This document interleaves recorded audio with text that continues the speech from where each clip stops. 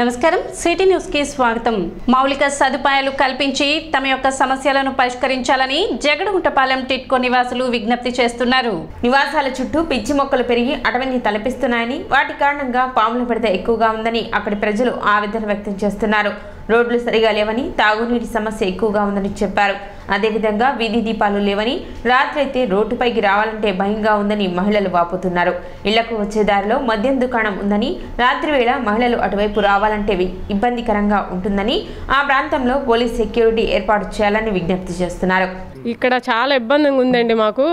అక్కడ మొత్తం తొప్పులు చెట్లు అవి వెళ్ళిపోయినాయి। పిల్లలు చిన్న పిల్లలు కూడా ఉన్నారు బాగా। మాకు ఈ కరెంట్ పోల్ దగ్గర కూడా వాటర్ బాగా ఫుల్గా వస్తుంది। ఇప్పుడు బయటకు వచ్చినప్పుడల్లా మాకు ఈ చెట్లు వల్ల పాములు తేళ్ళు మొత్తం బయటకు వస్తున్నాయి। దీని తర్వాత మేము ఇక్కడ హోల్ తిప్పుకోవాలన్నా, వాటర్కి వాల్ తిప్పాలన్నా ఇటు నుంచి వెళ్ళవలసి వస్తుంది మేము।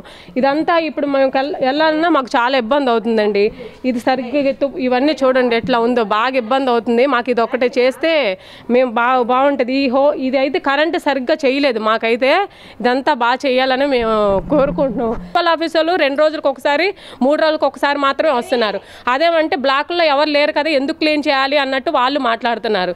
ఎవరు క్లీన్ చేయనా వచ్చినా రాకపోయినా బ్లాక్లో వాళ్ళు క్లీన్ చేసే బాధ్యత వాళ్ళకే ఉంది కాబట్టి అలా అంటున్నారు। మాకు మనుషులు ఇవ్వట్లేదు అంటున్నారు, ఎవరిని ఇవ్వట్లేదు అంటున్నారు। మాకు ఇక్కడైతే ఎవరు ఇవ్వట్లేదు, బ్లాకులకు వచ్చి ఇద్దరే ఇస్తున్నారు అంటున్నారు। ఆ లాస్ట్ బ్లాక్లు ఊడ్చిని ఈ బ్లాక్లకి అయితే అసలు ఎవరు రావట్లేదు। మేము ఎవరింటి ముందు వాళ్ళు ఊడ్చుకుంటాం కానీ రోజు ఊడుస్తాము, ఎవరింటి ముందు ఎవరింట్లో ఊడ్చుకోకుంటాం। అలాగే రోజు ఊడ్చుకుంటున్నా వాళ్ళు వచ్చి ఆ చెత్త కూడా ఎత్తట్లేదు। మేము గడ్డి పీకింది కూడా అక్కడక్కడ వేసినా మేమే తీసుకోవాల్సి వస్తుందండి। అది మాకు ఇది ఒకటి కొంచెం శుభ్రంగా చేస్తే బాగుంటుంది। పాములు మాత్రం చాలా ఎక్కువ వస్తున్నాయండి। పిల్లలు చిన్న పిల్లలు ఉన్నారు। నైట్ పూట అయితే అక్కడ ఒక్క స్తంభానికి కరెంటు పోల్ ఒక్కట్లేదు, ఒక్క లైట్ కూడా లేదు మాకు మాత్రం। అదొకటి వేయండి కొంచెం లైన్లో। ఈ చెట్లు ఒకటండి, చెట్లు మీరు చూడండి ఒకసారి, ఆ చెట్లు అయితే అసలు బాగాలేదు। ఆ చెట్లు కూడా మీరు తీపిస్తే కొంచెం బాగుంటుంది। వంతున ఒకటి వేయండి సార్, కొంచెం బాగుంటుంది మాకు। ఈ చివరి నుంచి ఆ చివరికి వెళ్ళలేకపోతున్నాం మేము। మీరే చెప్పారు ఒకవేళ ఏ ప్రభుత్వం వచ్చినా మీరు ఆ వంతున ఒకటి వేస్తారని మాకు చెప్పారు।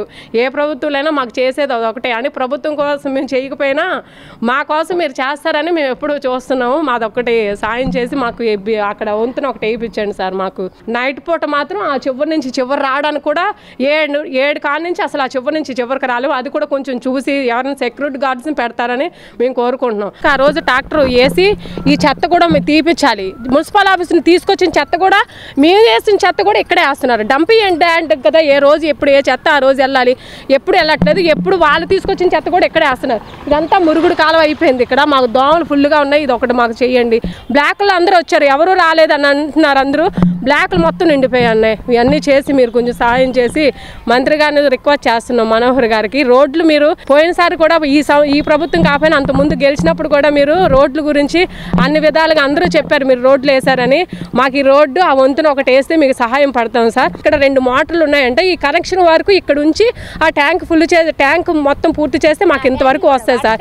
2 రోజులకు ఒకసారి వస్తున్నాయి, 2 రోజులు రావట్లేదు సార్। అది ఒక్కటి చేసి ఆ బ్లాక్ ఈ వంతు ఇక్కడ మాత్రం కనెక్షన్ 2 మాకు సొంతమే అంటున్నారు। వాళ్ళు వదిలినప్పుడు మాకు సంబంధం లేదు, కరెంట్ ఆఫీసులకి వాళ్ళకి మాట్లాడాలి అంటున్నారు అంట సార్। అదొకటి వేసి మాకు సొంతంగా ఇక్కడ మాకు ట్యాంక్ ఫుల్ నీట్గా చేసేసి ఆ ట్యాంక్ వచ్చి మాకు 2 రోజులు రాకపోయినా నీళ్ళు మేము అక్కడికి వెళ్ళినా తెచ్చుకుంటాం। 3వ ఫ్లోర్ 4వ ఫ్లోర్లు వెళ్ళి ఇబ్బంది పడుతున్నారు సార్, అక్కడికి వెళ్ళి తెచ్చుకోలేకపోతున్నాం। ఇది ఒక్కటి సహాయం చేసి, గత ప్రభుత్వంలో ఇక్కడ వంతెన నిర్మాణం చేపడతామని చెప్పి కనీసం మొదలు కూడా పెట్టలేదని, కొత్త ప్రభుత్వమైన వంతెన నిర్మాణం చేపట్టి రాకపోకలను సుగమనం చేయాలని కోరారు। అంతేకాకుండా టిట్కో వాసుల సమస్యలను గత ప్రభుత్వం విస్మరించిందని, ఈ ప్రభుత్వమైనా తమకు మౌలిక సదుపాయాలు కల్పించి తమ సమస్యలను పరిష్కరించాలని అధికారులకు, ప్రజాప్రతినిధులకు, లబ్ధిదారులు విజ్ఞప్తి చేస్తున్నారు।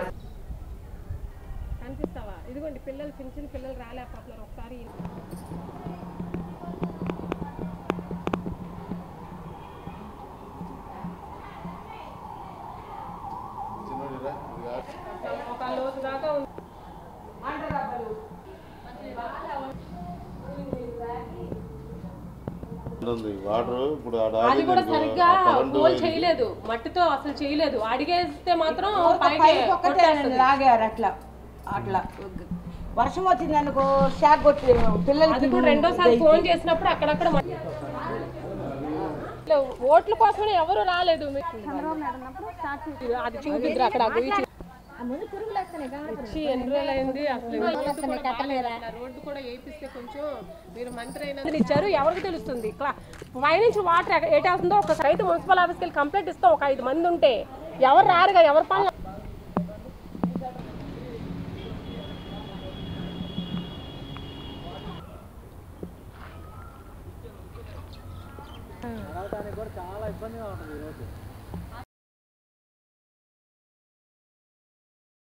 కాకపోతే ఇక్కడ అసలు రోడ్డు వసతి కానీ సౌకర్యాలు కానీ ఏమీ లేవు సార్. ఈడ వచ్చేపాటికి విపరీతమైన చెట్లు పెరిగిపోయి పాములు నైట్ రావాలంటే కరెంట్ లేదు. మాకు ఇక్కడ చాలా ఇబ్బంది సార్. ఇదంతా అడవల్లే పెరిగిపోయి క్లీన్ చేయమంటే మున్సిపాలిటీ వాళ్ళు అసలు మేము డబ్బులు ఇచ్చినా కూడా క్లీన్ చేయడానికి వాళ్ళకి బద్ధకం అయిపోతుంది. అక్కడికి అప్పుడప్పుడు చేయించుకోవడానికి డబ్బులు కూడా ఇస్తున్నాం సార్, అయినా కూడా చేయట్లా. ఇదిగో చేస్తాం అదిగో చేస్తామంటారు, చేయకోకుండా వెళ్ళిపోతున్నారు. 2 రోజులకు ఒకసారి వచ్చి ఓడవడము చేయడము అలా చేస్తున్నారు.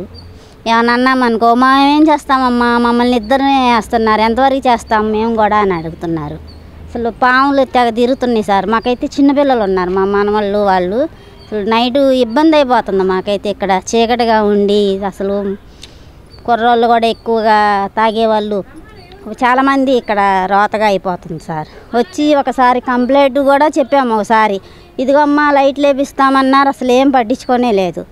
పట్టించుకోబాగా ఇంకా అసలు ఇక్కడ మరీ రోత అయిపోతుంది సార్. మేము నైట్ టైం రావాలంటే కూడా పిల్లలతోటి భయపడాల్సి వస్తుంది. మాకు ఆడపిల్లలు ఉన్నారు, రావాలంటే రోడ్డు మీద తాగిన కుర్రోళ్ళు ఉంటున్నారు. ఎవ్వరు ఒక పోలీస్ ఆయనన్నా ఎంక్వైరీకి పెట్టండి ఇక్కడంటే పెట్టట్లేదు. అసలు వస్తున్నారు పొడల్లో. ఇక్కడైతే మరీ గలీజ్ అయిపోతుంది సార్. ఇక్కడ వాటర్ ప్రాబ్లం ఉంది, పిచ్చి మొక్కలు పాములు తేళ్ళు అవన్నీ తిరుగుతున్నాయి. రోడ్లు బాగాలేదు, రోడ్లు బాగోలేదు, రోడ్డు బాగాలేదు. వంతెన ఒకటి కావాలి మాకు. ఇటు రేత్రిపూట ఎవరన్నా రావాలన్నా ఇబ్బందిగా ఉంది. ఆడవాళ్ళైనా మగవాళ్ళైనా ఎవరు రావాలన్నా సెక్యూరిటీ ఒకటి కావాలి. వాటర్ ప్రాబ్లం ఉంది, వాటర్ సరిగా రావట్లేదు. అవన్నీ కొంచెం మీరు కరెంట్ ప్రాబ్లము, వాటర్ ప్రాబ్లం ఉంది. రోడ్లు సరిగా లేవు, లైట్లు లేవు. రోడ్డు మీద రేత్రిపూట రావాలంటే ఇబ్బంది. ఏం పట్టించుకోలేదు, ఇల్లు ఇచ్చి వదిలేసారు తప్పితే ఏం పట్టించుకోలేదు. ఈ ప్రాబ్లమ్స్ ఏమీ పట్టించుకోలేదు ఎవరు. మీరన్నా కొంచెం పట్టించుకొని అన్ని బాగు చేపించి మాకు మంచిగా చేస్తే బాగుంటుంది. చెట్లు అవి ఉన్నాయి, శుభ్రం లేదు, చేయటం లేదు, లైట్లు లేవు, ఇబ్బంది పడుతున్నాం, నీళ్ళకి ఇబ్బంది పడుతున్నాం, చివరికి వెళ్ళి తెచ్చుకోవాల్సి వచ్చి అంతే కదా. మరి పాములు వస్తున్నాయి, తెగ వస్తున్నాయి. జనాలు ఉండాలంటే ఇబ్బంది పడుతున్నారు కదా. పిల్లలు కూడా బయటకు వెళ్ళడానికి అవకాశం లేదు. శుభ్రం చేయాలి కాస్త. అది కరెంటు స్తంభాలు లేవు, చీకటిగా ఉన్నాయి. ఇంత దూరాన్ని తీసుకున్నప్పుడు చీకటిగా ఉంటే ఎట్టుంటారు జనాలు చెప్పండి. ఎంత ఇబ్బందులు పడుతున్నా. పరిస్థితులు బాబా ఆ చివరి నుంచి చివరికి వచ్చాం. వంతెన కూడా ఇవ్వాలిగా, వాళ్ళే ఇస్తా ఉన్నారు, ఇవ్వటం లేదు కదా. గత ప్రభుత్వం అసలు వీటిని ఏమీ వృద్ధి చేయలేదు. రోడ్డు ఒకటి అసలు అలానే ఉంది, రోడ్డు చేయలేదు. ఈ వంతెన ఒకటి వేయించాలి మాకు. ఇక్కడ వాటర్ ట్యాంకీ ఒకటి అట్లానే ఉంది. వాటర్కి అసలు ఇబ్బంది పడుతున్నామండి. చిన్నపిల్లలు ఉన్నారు, పైకి మోసుకెళ్ళాలంటే 3rd ఫ్లోర్ దాకా తీసుకెళ్ళలేరు కదా. అందుకని కొంచెం మంత్రి గారు అయ్యారు కాబట్టి ఇప్పుడు మీరు చంద్రబాబు నాయుడు గురించి ఆలోచించి మేము ఓట్లు వేసాం కాబట్టి కొంచెం ఇది మాత్రం చేయించండి మాకు. మా రిక్వెస్ట్ ఇది. కొంచెం ఇది మాత్రం గట్టిగా పట్టించుకోవాలండి. వంతెన కూడా చుట్టూ తిరిగి రావాలంటే పిల్లలతో నడవాలన్నా అసలు ఇబ్బంది. ఆ చివరి మందు షాప్ ఉందండి. అసలు నైట్ పూట్లు వెళ్ళాలంటే ఆడవాళ్ళు ఎట్లా వెళ్తారు, వెళ్ళలేరు కదా. చిన్నపిల్లల్ని వేసుకొని వెళ్ళాలన్నా ఏ టైంలో అయినా హాస్పిటల్కి ఎక్కడికైనా వెళ్ళాలన్నా కుదరదు కాబట్టి కొంచెం అది మాత్రం మీరు మంత్రి గారు అయ్యారు కాబట్టి రిక్వెస్ట్గా అడుగుతున్నాం. అది మాత్రం చేయించండి. వాటర్ ట్యాంకీ ఇబ్బందిగా ఉన్నాయి. కరెంటు కూడా లేకపోతే చీకటిగా ఉంటుంది. కరెంట్ స్తంభాలు లేవు కొన్ని రోడ్లలో. చెట్లు వల్ల చీకటిగా ఉంటుంది. అసలు ఎవరు తాగడానికి ఎవరు వస్తున్నారో ఏంటో అనేది అర్థం కావట్లేదు. ఎవరు వస్తున్నారు ఎవరు వెళ్తున్నారు అనేది. సెక్యూరిటీ కూడా కావాలండి. చిన్నపిల్లలతో పాములు ఇట్లా ఉంటే చిన్నపిల్లలతో ఎట్లా ఉంటాం, మేము ఉండలేకపోతున్నాం అండి. కొంచెం ఇది మాత్రం చేయించండి మాకు. వాటర్ పోవట్లేదు, బాగా మురుగు వాసన వస్తుందండి. ఈ చెట్లు ఆకులు పడి కాలువలు పూడిపోతున్నాయి. ముందు చెట్లు కూడా కొట్టించాలి, కాలువ కూడా తీపిచ్చండి. పిల్లలు ఆడి తిరుగుతున్నారు, చిన్న చిన్న పురుగులు కూడా తిరుగుతున్నాయి, చిన్న చిన్న పాము పిల్లలు కూడా వస్తున్నాయి. అది మాకు చేసి పెట్టి సహాయం చేయండి. వర్షాకాలం కదండి, పైనుంచి వాటర్ వస్తున్నాయి, ఎటు నుంచి వెళ్తున్నాయి కూడా తెలియట్లేదు. ఆ కాలువ కొంచెం శుభ్రం చేసి పెట్టండి. దోమలు మురుగు అంతా రోతగా ఉంటుంది, పురుగులు అవన్నీ వస్తున్నాయి. మేము అసలు ఉండలేకపోతున్నాము. ఎవరు మాట్లాడినా దేశానికి వెన్నెముక్క అన్నదాత, దేశానికి పట్టుకొమ్మలు రైతులు అంటమే తప్ప చేతల్లో ఆచరించేవారు లేరని వ్యవసాయ శాఖ మంత్రి అచ్చెన్నాయుడు అన్నారు. చంద్రబాబు నాయుడు నాయకత్వంలో వ్యవసాయ అనుబంధ శాఖలను దేశంలోనే అగ్రగామిగా తీసుకువెళ్లేందుకు కృషి చేస్తానని హామీ ఇచ్చారు. గుంటూరు జిల్లా మంగళగిరి ఆటోనగర్లోని వ్యవసాయ శాఖ రాష్ట్ర కార్యాలయంలో వ్యవసాయ శాఖ కోఆపరేటివ్ శాఖ సభ్యులతో రాష్ట్ర వ్యవసాయ మత్స్యశాఖల మంత్రివర్యులు కింజవరపు అచ్చెన్నాయుడు సమావేశాన్ని నిర్వహించారు. ఈ సందర్భంగా వారు మాట్లాడుతూ ఖరీఫ్ సీజన్లో వ్యవసాయానికి ఎరువులు అందలేదన్న మాట రాకుండా కృషి చేస్తానని అన్నారు. గత ప్రభుత్వ హయాంలో వ్యవసాయానికి చేసింది ఏమీ లేదని ఆవేదన వ్యక్తం చేశారు. గ్రామీణ విధానాలపై అవగాహన ఉందని అందరం కలిసి వ్యవసాయాన్ని అభివృద్ధి దిశగా తీసుకువెళ్లేందుకు సహకరించాలని కోరారు. రూల్స్ కి వ్యతిరేకంగా ప్రజా వేదికను నిర్మించామని కూల్చేసిన మాజీ ముఖ్యమంత్రి 26 జిల్లాల్లో రూల్స్ కి విరుద్ధంగా భవనాలు ఎలా నిర్మిస్తారని ప్రశ్నించారు. కక్ష సాధింపు చర్యలకు దాడులకు తెలుగుదేశం పార్టీ వ్యతిరేకమని ప్రజాస్వామ్యబద్ధంగా పరిపాలన ఉంటుందని స్పష్టం చేశారు. చంద్రబాబు నాయుడు గారు ఒక అచంచలమైన విశ్వాసంతో ఒక మంచి శాఖను నాకు కేటాయించారు. అందులో భాగంగా ఈరోజు వ్యవసాయ శాఖ కోఆపరేటివ్ శాఖ మీద ఒక రివ్యూ తీసుకున్నాను. ఎందుకంటే మన ఖరీఫ్ స్టార్ట్ అవుతుంది. మొత్తం ఇంకా వ్యవస్థలన్నీ చిన్నాభిన్నం చేశారు. అసలు ఒకసారి రివ్యూ చేసి ఇవన్నీ వింటుంటే ఆశ్చర్యం కలుగుతుంది. ఏది ఏమైనా సరే మళ్ళీ వ్యవస్థలన్నింటినీ కూడా ఫస్ట్ గాడిలో పెట్టాలి. ఆ పనిలో ఉన్నాం. ఖరీఫ్ సీజన్ స్టార్ట్ అవుతుంది. దానికి సిద్ధం చేయడానికి ఈరోజు సమావేశం పెట్టుకున్నాం. ఎక్కడ ఎవరు విత్తనం అందలేదనే మాట రాకూడదు, ఎరువులు అందలేదనే మాట రాకూడదు.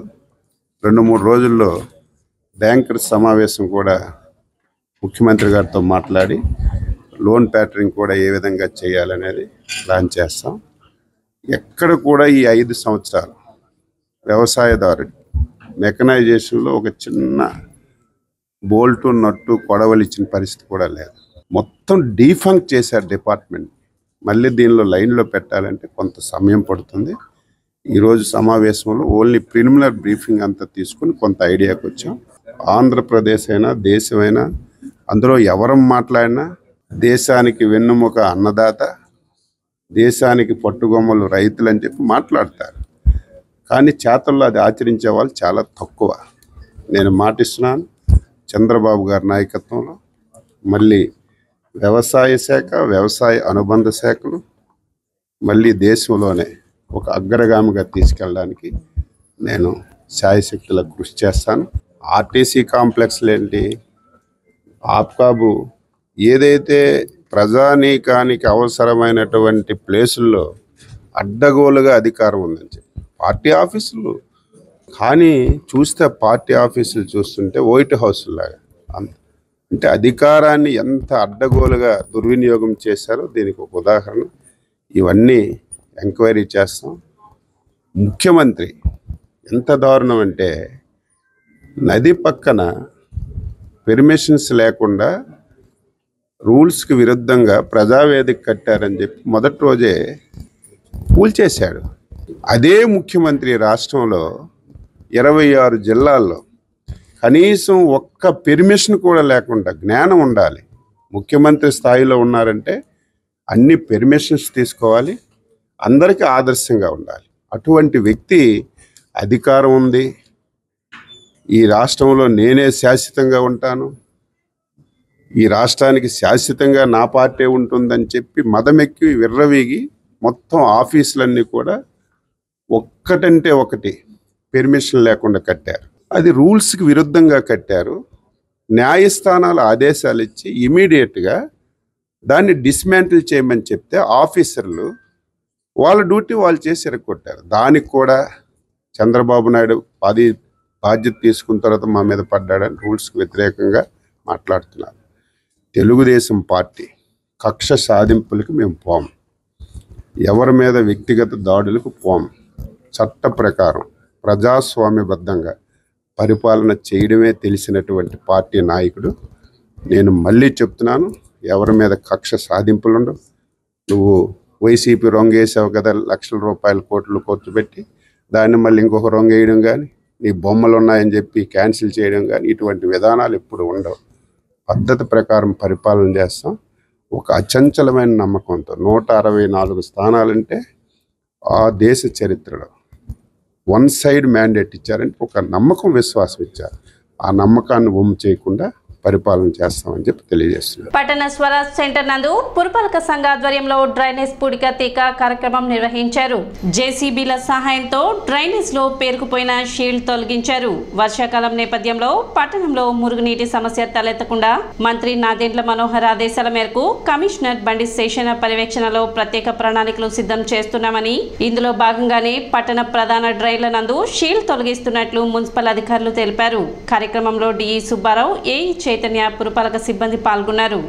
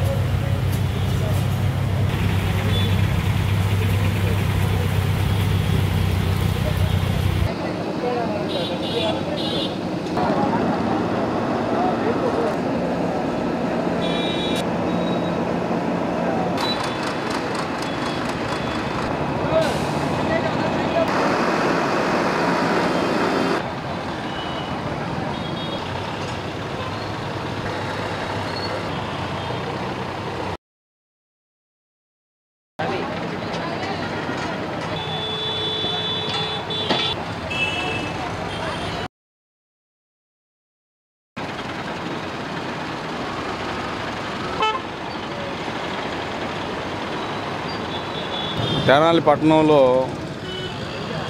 ప్రధానమైనటువంటి కాలువలు సిల్ట్ తీయించే పనిని మన ప్రియతమ మంత్రివర్యులు నాదెండ్ల మనోహర్ గారి యొక్క సూచనల మేరకు తెనాలి పట్టణంలో ఉన్నటువంటి ప్రధానమైనటువంటి కల్వర్ట్లు అలానే డ్రైన్స్, ఇరిగేషన్ కెనాల్స్తో కూడా కలిపి క్లీనింగ్ చేయించే విషయంలో, సిల్ట్ రిమూవల్ చేయించే విషయంలో అన్నీ 1 by 1 చేసుకుంటూ వస్తూ ఇది నాన్న సీతాంబ హోటల్ దగ్గర ఉన్నటువంటి కల్వర్టులో ఉన్న సిల్ట్ తీయడానికి కూడాను పని ప్రారంభించి జరుగుతూ ఉన్నది. నాకు తెలిసిన వరకు గత 15 సంవత్సరాల క్రితం చేసినటువంటి సిల్ట్ రిమూవల్ కార్యక్రమం తర్వాత ఈ దినాన ఈ విధంగా తీయడానికి అవకాశం కలిగింది. ఇంకా టౌన్లో ఉన్నటువంటి 1-2 కల్వర్ట్లు కూడాను గంగానంపేట సెంటర్లో కూడా ఉన్న కల్వర్ట్ ఒకటి ఉంది, అది కూడా తీయవలసిన అవసరం ఉంది. కనుక ఇలాంటివన్నీ కూడాను గౌరవ మంత్రివర్యుల యొక్క సూచనల మేరకు, వారి ఆదేశాల మేరకు ఈ కార్యక్రమం కొనసాగించబడుతూ ఉంది. ఆంధ్రప్రదేశ్లోని వివిధ ముస్లిం సంఘీలను ఐక్యపరిచి టీడీపీ, జనసేన, బీజేపీ కూటమి ప్రభుత్వ విజయానికి విశేష కృషి చేసే షారుఖ్ సుబ్లీకి నూతన ప్రభుత్వంలో సముచిత స్థానం కల్పించాలని రాష్ట్ర ఇమానే మజ్లిస్ కమిటీ అధ్యక్షులు ఫరీద్ అన్నారు. మంగళవారం ఉదయం మసీదు ప్రాంగణంలోని కార్యాలయంలో ఏర్పాటు చేసిన విలేకరుల సమావేశంలో ఆయన మాట్లాడుతూ, తొలి ప్రయత్నంలోనే ముస్లింలను గుర్తించి నంద్యాల ఫారూక్కు మంత్రి పదవి లభింపచేసినందుకు ధన్యవాదాలు తెలియజేస్తూ, రాష్ట్రంలోని అన్ని వెనుకబడిన వర్గాలతో ముస్లింల సంక్షేమం ఆకాంక్షించే ఫారూక్ సుబ్లీకి కూడా నూతన ప్రభుత్వంలో సముచిత గౌరవం కల్పించమని చంద్రబాబును పవన్ కళ్యాణ్ కోరనున్నామన్నారు. ఆయన స్ఫూర్తితోనే చేసిన ప్రచారంతో కూటమికి 164 స్థానాలు దక్కాయని అన్నారు. ముస్లిం నాయకులు పఠాన్ కరీముల్లా మాట్లాడుతూ, ఎస్సీ, ఎస్టీ, బీసీ, మైనార్టీల శ్రేయస్సు కాంక్షించే విజయవాడ వాసి ఫారూక్ సుబ్లీ రాష్ట్రంలోని 17 మైనార్టీ సంఘాలను ఏకత్రాటిపై తెచ్చి కూటమి విజయపదంలో నడిపించాడని, ఎన్నికల సమయంలో కూటమి విజయం రాష్ట్రానికి ఎంత అవసరమో వాడవాడలో ప్రచారం గావించామన్నారు. గత ప్రభుత్వంలో మొహమ్మద్ ఫారూక్ సుబ్లీ గారు ముస్లిం మైనారిటీల కోసం ఎన్నలేని పోరాటాలు చేశారు. వారి మీద ఎన్నో కేసులు భరాయించుకొని ముస్లిం సమస్యల మీద నిరంతరం పోరాటం చేసి మన హక్కుల కోసం ముస్లింల హక్కుల కోసం పోరాడారు. వారు మంచి కార్యక్రమాలు చేశారు. ముస్లిం మైనారిటీ సంఘాలని దాదాపు 17 సంఘాలని ముస్లిం రిజర్వేషన్ల పోరాట సమితి అధ్యక్షుడు పఠాన్ గారు, అలాగే రాష్ట్ర ఇమానే మజ్లిస్ కమిటీ మేము, అలాగే ఇతర సంఘాలు 17 సంఘాలని కలుపుకొని రాష్ట్ర వ్యాప్తంగా ఒక తాటి మీద తీసుకొచ్చి కూటమి గెలుపు కోసం మొహమ్మద్ ఫారూక్ సుబ్లీ గారు ఎంతో సేవ చేశారు. అలాంటి ఫారూక్ సుబ్లీ గారు తెలుగుదేశం పార్టీ, జనసేన పార్టీ గెలుపు కోసం, కూటమి గెలుపు కోసం ఎన్నో పోరాటాలు చేసి గెలుపు కోసం కీలక పాత్ర పోషించిన మొహమ్మద్ ఫారూక్ షుబ్లీ గారిని సముచిత స్థానం ప్రభుత్వంలో కల్పించాలని మన అందరం ముస్లిం సంఘాలందరూ కూడా వారికి మద్దతు తెలియజేస్తున్నాయి. ముఖ్యంగా నారా చంద్రబాబు నాయుడు గారికి తొలి విడతలోనే మైనార్టీ శాఖ మంత్రి ఇచ్చినందుకు మొహమ్మద్ ఫారూక్ గారికి మా ధన్యవాదాలు తెలియజేస్తున్నాం.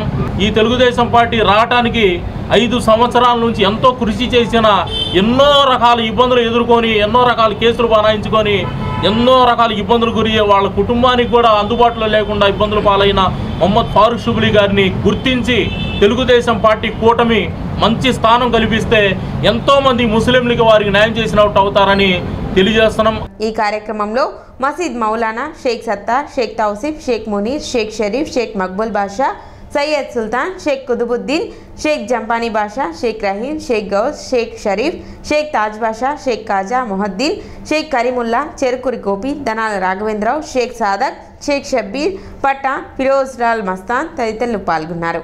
మరి నారా చంద్రబాబు నాయుడు గారు ఆంధ్రప్రదేశ్ ముఖ్యమంత్రిగా ప్రమాణ స్వీకారం చేసి నూతనంగా ఎన్నుకోబడిన సందర్భంలో మా మైనార్టీ సంఘాల తరఫున వారికి ప్రత్యేకమైన ధన్యవాదాలు తెలియపరుస్తూ, గత ప్రభుత్వంలో ముస్లిం మైనార్టీల మీద దాడులు జరిగితే ఆ దాడులను ఖండిస్తూ ముస్లిం మైనార్టీ కుటుంబాలకు అండగా ఉంటూ ముస్లిం సామాజిక వర్గానికి నేనున్నానంటూ ముందుకు వచ్చిన ఏకైక దమ్ము ధైర్యం ఉన్న నాయకుడు ఫారూక్ షుబ్లీ ఈ ఆంధ్రప్రదేశ్లో 13 జిల్లాలలో ఎస్సీ, ఎస్టీ, బీసీ, ముస్లిం మైనార్టీ అనేక సామాజిక వర్గాలను కలుపుకుని మా పేద బడుగు బలైన వర్గాల వరకే అండగా ఉన్న నాయకుడు ముస్లింల హక్కుల పోరాట సమితి వ్యవస్థాపక అధ్యక్షులు విజయవాడకు చెందిన ఫారూక్ షుబ్లీ గారు.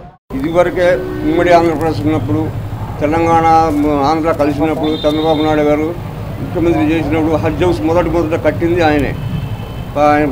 కట్టి ఇదివరకు బెంగళూరు వెళ్ళి ఎక్కేవాళ్ళు, హజ్ హౌస్కి వెళ్ళి బెంగళూరు, మద్రాసు వెళ్ళాడు. అసమంటి హైదరాబాద్లో పెట్టింది, మళ్ళీ ఆంధ్రాలో పెట్టి మళ్ళీ పెడుతున్నారని చేస్తున్నారు. అందుకని షుబ్లీ గారికి కూడా బాగా సేవ చేశారు, మన సంఘానికి సేవ చేసి ఎక్కడ వెళ్తే ఎక్కడ ఉంటే ఎక్కడ ముస్లింకి దెబ్బ తగిలితే అక్కడ షుబ్లీ గారు కూడా చేశారు. షుబ్లీ గారికి కూడా మంచి స్థానం కల్పించాలని సంఘ పెద్దలందరూ కోరుతున్నారు. ముస్లింలు మొత్తం మైనార్టీ ముస్లిమ్స్ ఆంధ్రప్రదేశ్ మొత్తం 3 మైనార్టీ ముస్లిం కోరుతున్నారు. చంద్రబాబు నాయుడుకి ధన్యవాదాలు చెబుతూ ఆయనకి ఏదో సముచిత స్థానం కల్పించి మంచి స్థానం కల్పిస్తారని కోరుతున్నాము. సిటీ న్యూస్ ఇంతటితో సమాప్తం. నమస్కారం.